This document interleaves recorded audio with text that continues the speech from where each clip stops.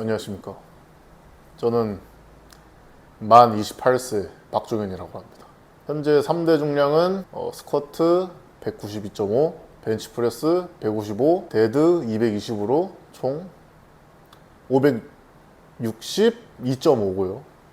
7.5다. 키는 177에 현재 95kg 나가고 있습니다. 운동이 정말 재밌고 제 삶에서 운동을 뺀다면 정말 상상도 할 수 없을 정도로 운동이 좋고 제 삶의 큰 부분을 진짜 차지하고 있습니다. 중량이 떨어져서 회사를 그만뒀습니다. 계속 진행해가는 와중에 정체기도 오고 좀 더 세지고 싶은데 고민이 많아가지고 이렇게 운동 고수이신 오순철 선생님을 찾아뵙게 되었습니다. 이렇게 나와주셔서 감사합니다. 질문이 있으면 평소에 하면 되지. 이게 뭐 하는 짓이야? 의자가 이게 뭐야? 이게 사람 가지고 장난치는 것도 아니고. 운동을 좋아하고 더 이제 강해지고 싶은데 운동 고수한테 조언을 받고 질문을 하는. 야, 뭔가 계획을 해서 컨텐츠를 할 생각은 없는 거야? 그러니까 약간 새로운 형태의 컨텐츠인 거네. 약간 인터뷰 팟캐스트? 아니지. 그냥 오순철의 질문 랜덤 디펜스 이런 거 아니야? 질문을 좀 준비를 해오셨나요? 예. 네. 깊게 고민해서 10가지 질문을 10개나 준비했어? 예. 이거 그냥 나 연맥이라는 컨텐츠 아니냐? 아마 제가 궁금해하는 거를 저 정도 하시는 분들이 많이 궁금해하지 않을까 싶어가지고 정말 두렵다. 어디 써왔어? 질문을? 핸드폰에 써놨습니다. 그거 미리 좀 볼 수 있나? 안 되지. 말 같지도 않은 소리라고 안 되지. 안 되는 것 같습니다.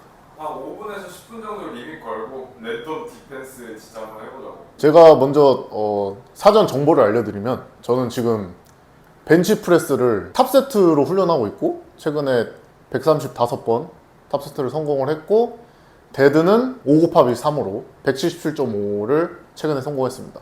그리고 스쿼트는 5 곱하기 5로 진행을 하고 있는데 최근에 135로 그렇게 성공을 했고요. 그렇게 하는 와중에 궁금한 게 프로그램을 진행을 하는 중에 이제 살다 보면은 여러 가지 일들이 생기니까 진행을 못할 때들이 있는데 왜 못할 정도의 일을 만드는 거야? 너무 쉴 일이 있으면은 한 길게는 일주일까지도 가끔 쉴 때가 있는데 이럴 때는 프로그램을 처음부터 가야 되는지 아니면은 그 프로그램 한 거에 맞춰서 다음 거를 바로 진행을 해야 되는지 그 점이 일단 궁금합니다. 오케이.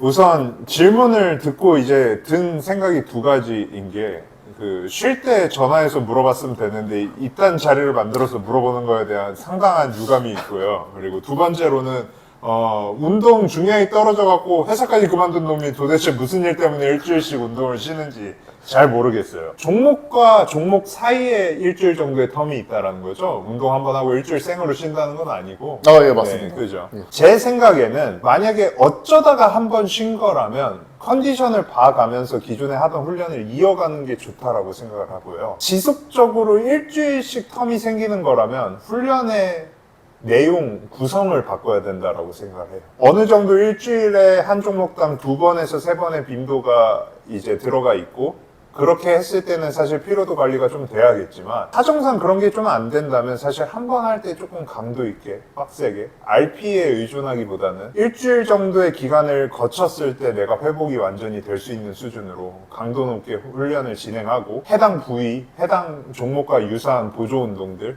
까지 포함해서 어떤 그 계열의 운동들을 좀 많이 하는 것도 방법이 되겠죠. 어느 정도 알고 있던 내용에 대한 질문이 나와서 너무 이렇게 말을 술술 잘할 수 있게 돼서 네, 좋은데요. 그렇기 때문에 사실 탑세트로 바꿔보라고 좀 권하기도 했었고요. 왜냐면 탑세트의 경우에는 이제 좀 고정된 안배된 중량으로 이제 세트를 쭉 이어나가는 게 아니라 한 세트 정도는 힘을 충분하게 써보고 중량을 낮춰서 나머지를 약간 털어내는 느낌이라서 지금 방식대로 하면 되고 별 일 없는 걸로 알고 있거든요. 운동 잘 챙겨서 하시길 바라겠습니다. 예. 두 번째 질문 여쭤보겠습니다. 네. 프로그램을 진행하는 중에 특정 종목을 올리고 싶으면은 혹시 그 프로그램을 빈도수를 더 많이 하는 식으로 바꾸는 것이 좋을까요?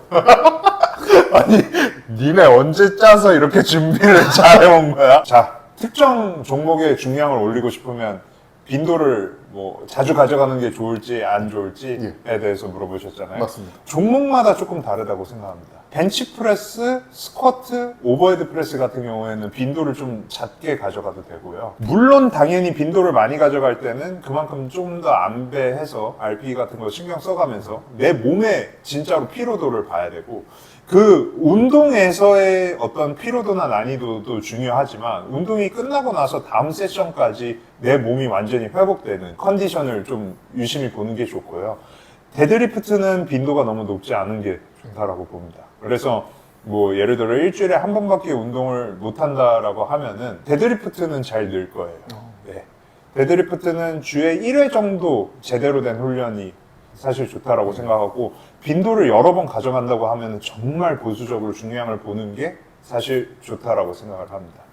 빈도를 늘릴 때에 있어서 좀 도움을 많이 받을 수 있는 시기가, 사실 힘적으로는 어느 정도 올라왔는데 자세 기술적인 완성도 면에서 조금 떨어졌을 때 사실 빈도를 올리는 게 좋거든요. 내 지금 강점이 어느 건지 조금 파악해 보는 것도 사실 도움이 돼요. 내가 근력적인 부분이나 뭐 근육의 양이라든가 이런 게 조금 준비가 되어 있는데 자세가 조금 약간 많이 흐트러지고 할 때마다 조금씩 다르다면 사실 빈도를 높이는 게 솔루션이 될 수 있겠죠. 자세 같은 경우에는 많이 좀 되어 있는데 훈련 자체에서 좀 뚫어내지 못하고 있다면 빈도는 조금 낮추더라도 훈련 안에서의 강도를 뽑아내는 게 좋다라고 생각합니다.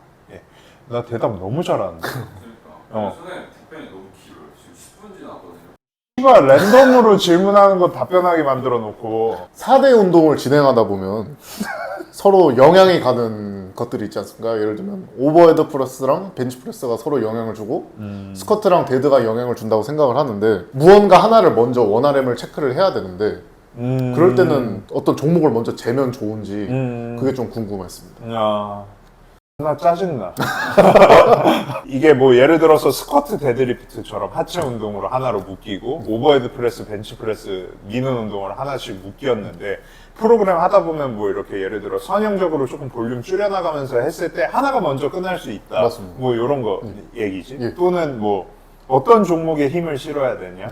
뭐 이런 거에 대한 질문일 수 있을 것 같은데, 네 종목 다 적절히 안배해서 비슷하게 끝날 수 있도록 계획하면 사실 제일 좋다라고 생각을 하고, 그렇지 않다면 사실 주력하고 싶은 종목에 하나에 집중하는 것도 방법이 될 수 있어. 예를 들어서 벤치프레스는 프로그램을 한창 진행하고 있는데 오버헤드 프레스가 먼저 끝날 것 같아서 오버헤드 프레스에서 한번 1RM을 재면서 100%의 힘을 써야 된다고 했을 때 벤치프레스에 방해가 될지 안 될지 사실 될 수 있는 거잖아. 한번 그렇게 피로도를 많이 쌓아놓으면. 반대의 경우라면 벤치프레스의 절대적인 중량 다룰 수 있는 게 더 높을 테니까 훨씬 더 오버헤드 프레스에 방해를 많이 받겠지. 이때는 사실 벤치프레스, 오버헤드 프레스, 스쿼트, 데드리프트 중에 요번 훈련에서 하나 주력으로 집중하고자 하는 거에 집중하는 것도 좋은 전략이 될 수 있겠고, 예를 들어 오버헤드 프레스가 너무 일찍 끝났어. 근데 이번에 벤치프레스를 잘하고 싶어. 그럼 오버헤드 프레스 약간 세이브 해두는 거지. 일정 수준의 피로도 관리가 될 수 있을 정도의 훈련으로 쭉 유지하고 벤치프레스 측정하고 그 다음에 오버헤드 프레스 재본다든지 이런 식으로 조금 유도리 있게 구성하면 어떨까 싶어. 나도 뭐 선수가 아니고 취미로 운동을 하고 회사가 라는 본업을 끼고 이제 그거에 맞춰서 간신히 운동을 해나가고 있다 보니까 다 올리는 건 고사하고 안 떨어지면 다행이더라고. 스쿼트 데드 같은 경우에도 지금 나도 이제 스쿼트 아예 그냥 쓰레기통에 처박아 놓고 데드리프트 올리는 데 집중하고 있고, 벤치프레스도 갖다 쳐버리고 오버헤드 프레스만 파고 있잖아. 요게 또 끝나면 난 또 벤치랑 스쿼트에 조금 집중하는 타이밍이 오겠지. 우리는 취미로 운동하고 뭐 우리가 3대 몇 할 때도 하루에 할 수 있는 중량으로 얘기하지 않잖아, 일반인이기 때문에. 그래서 그 관점에서 본다면 그냥 종합적으로 계속 좋은 기록들을 한 종목 한 종목 쌓아나가는 거기 때문에 뭐 여의치 않다면 뭐 한 종목에 집중하는 것도 방법이 되겠지. 존나 힘든데 이거? 빨리 해. 다음 질문 드리도록 하겠습니다. 식사에 대한 질문이 좀 있는데, 야, 세지는 측면에서는 햄버거, 피자 이런 고열량 음식들을 막 먹는 게 좋은지, 아니면 그래도 클린한 식사들을 하면서 조금 더 식사를 깨끗하게 가져가는 게 좋은지, 스트렝스적인 측면에서 궁금합니다. 스트렝스적인 측면에서 궁금해. 사실 정말 월드 클래스 프로급의 선수가 아니라면 중량을 다루는 데 있어서 마인드셋도 중요하거든. 내가 60kg여갖고 한 100kg밖에 못 들다가 120kg 정도 돼서 한 150kg 든다라고 치면 150kg를 한번 들어봤다라는 사실 자체도 좀 중요해져. 스트렝스를 약간 추구하는 경우에는 나는 체중 증량을 한번 무리하게 한번 해서라도 근육량도 한번 많이 확보해보고 내가 이제 체급을 유지하면서 린하게 가져갔을 때 천천히 더디게 올라갔으면 되게 오래 걸릴 수준까지 좀 빠르게 가보는 것도 긍정적인 부분이 많이 있다라고 생각을 해. 근데 어느 정도의 체지방률은 유지하면서 우리 컨텐츠에서도 다뤘듯이 내 중량이 올라가는 선에서는 열심히 먹으면서 좀 찌워도 괜찮은데 그거랑 관계없이 체중은 계속 느는데 중량이 오르지 않고 있다라면 사실 먹고 있던 햄버거랑 피자는 내려놓는 게 좋지. 순서를 조금 잘 알면 좋은 게 세지기 위해서 막 때려 먹는 게 아니라 세지기 위해서 훈련을 세게 하면 밥이 잘 들어가. 요 순서를 만들어. 운동이 세져서 음식이 잘 먹히도록 만들면 사실 굉장히 많은 열량을 먼저 필요로 한 다음에 열량을 집어넣고 그거를 효율적으로 최대한 많이 써주는 방식을 만들어야 되는데 무턱대고 음식부터 밀어넣기 시작하다 보면은 이제 속이 더부룩해서 운동이 잘 안 되고 요것들이 반복되다 보면 골격근 40에 몸무게 78kg에서 시작해서 100kg에 골격근 42kg가 되는 기적을 맛볼 수도 있거든. 예시가 조금 극단적이었는데 운동의 강도가 선행되고 운동의 강도가 빡세져서 이제 배고파지게 만든 다음에 먹는 걸 좀 많이 밀어넣으면 좋겠다라는 생각이고 더티한 푸드들이라도 먹어서 체중의 어떤 정체기가 좀 길었다면 한 번쯤 깨보는 것도 나쁘지 않나. 그냥 입이 짧고 많이 못 먹어서 잉여 칼로리를 충분하게 먹지 못하는 경우에는 탄단지가 좀 골고루 그래도 매크로 뉴트리션이라고 하는 알죠? 예. 그나마 탄단지에 약간 양이 충분하게 들어가 있는 내가 좋아하는 맛있는 음식들 충분히 먹어주면 좋고 설탕 위주의 음식들 뭐 이런 것들 조금 피해주면 괜찮겠지. 나 힘든데 이거? 질문 가세요. 다음 질문 드리겠습니다. 이거 사람들이 좋아할까? 각 종목의 보조 운동들이 있지 않습니까? 네. 그거를 필수적으로 해야 된다고 보시는지. 야, 너 할 일 없냐?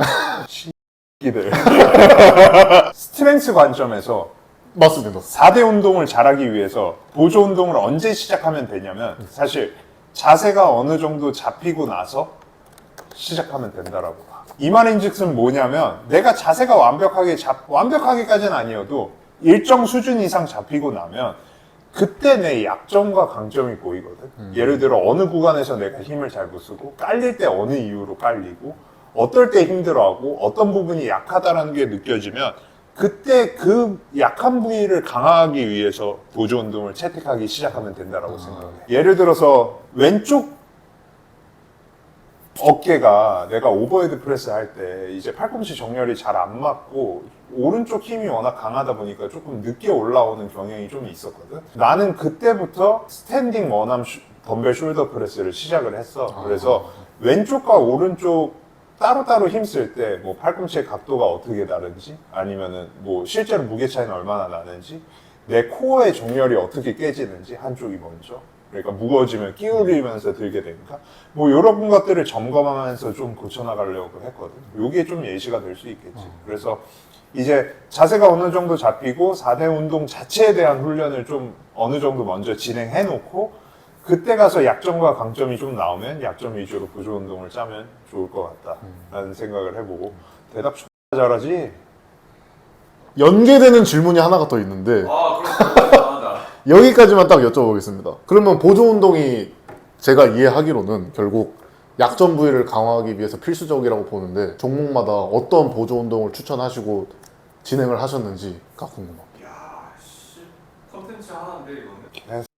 내가 방금 얘기했잖아. 개개별의 약점에 따라서 보조 운동은 추천이 돼야 되고 형님은 어떤 걸 하셨는지. 난 어떤 걸 했는데 난 너무 수많은 다양한 거를 했는데 저는 약점 투성이거든요. 뭐 스쿼트를 예로 들어보자면 다리로 밀어내는 힘 자체는 괜찮았거든요.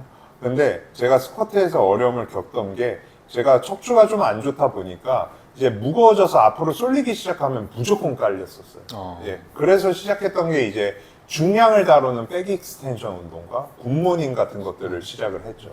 그러다 보니까 이제 뒷다리에 조금 제가 햄스트링 부상, 옛날에 축구하다가 햄스트링을 다친 적이 한 2번 정도 있어서 햄스트링 유연성이 많이 떨어져 있는 것도 확인하고, 그러면서 이제 햄스트링 수축하는 능력도 조금 부족하니까 스탠딩 레그컬 같이 이제 서서 햄스트링을 이제 끝 지점에서 수축하는 운동들을 하기도 했었고요. 오버헤드 프레스 아까 불균형 때문에 이제 한 손씩 다루는 운동을 하기도 했고, 팔꿈치 요 집어넣는 전완세총 발사, 그거를 조금 터득할 때 제가 팔꿈치 부상이 있어서 조금 습관적으로 약간 밀어넣는 거를 기피하다 보니까 제가 비하인드 넥 프레스를 통해서 팔꿈치를 밀어넣고 움직이는 연습을 하기도 했고요. 몸 중심에 가깝게 붙여서 비하인드 넥 프레스 할 때 팔꿈치가 뒤로 빠져 있으면 뒤통수에다가 죽탱이 갈기는 거랑 똑같거든요. 뭐 이런 식으로 접근을 해서 보조 운동들을 조금 짰던 것 같습니다. 그래서 종현 군도 지금 이제 거의 흉추가 시체에 가깝고 다리를 못 쓰고 있기 때문에 벤치프레스 155kg라는 무거운 무게를 팔로만 들고 있거든요. 가슴 조금이랑. 종현 군한테 추천드리고 싶은 보조 운동이라고 한다면 이제 흉추를 많이 들고 견갑을 많이 쓰는 랩풀다운이라든지 아니면 덤벨 풀오버, 이제 이완 위주로 하는, 그래서 흉추가 같이 넘어가주는 운동들 제가 꾸준히 추천드리고 있는데, 운동은 제대로 안 하면서 질문만 개열심히 준비해요. 앞으로 이 컨텐츠 계속 하나요? 근데 생각보다 너무 잘 많아가지고 제가 한번 검수를 하고 주민등록번호 물어보고 이럴 것 같은데. 여러분한테 이 컨텐츠가 도움이 됐으면 좋겠는데 당황스럽네요. 당황스러워요. 마무리로 덕담하고 끝낼까요, 종현군은? 운동 이미 잘하고 있고 3대 600이 거의 다 와가는데 회사도 때려친 마당에 조금 더 열심히 해줬으면 좋겠고, 알겠습니다. 언제든지 질문할 거리가 있으면 편하게 연락해서 나한테 물어보면 좋겠어. 일단 내 같은 컨텐츠 준비하지 말고. 근데 만약에 구독자가 질문 올려준 거 내가 이제 대리인으로 추석해갖고 질문 읽어주면 답변해줄까? 그건 해야지 뭐. 욕도 좀 못하겠지? 주변에 있는 사람으로 구성해줬으면 좋겠다. 사람이 맨날 바뀌면서 계속 앞으로 이어지는 거니? 그거 고민 한번 해볼게. 알려주는 게 하나도 없네. 자, 즐거웠습니다, 여러분. 안녕.